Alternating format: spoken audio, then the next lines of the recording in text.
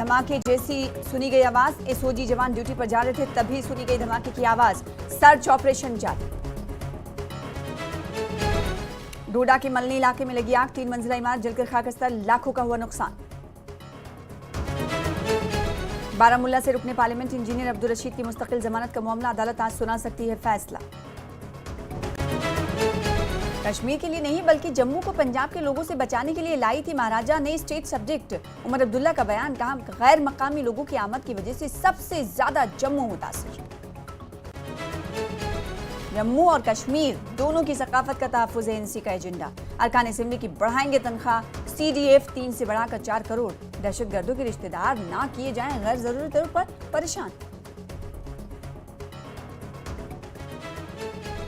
Opposition leader Sunil Sharma ने लगाया उमर अब्दुल्ला और एनसी पर जिहादी बयानिया को बढ़ावा देने का इल्जाम। कहा बाहर का कोई भी शख्स खरीद सकता है।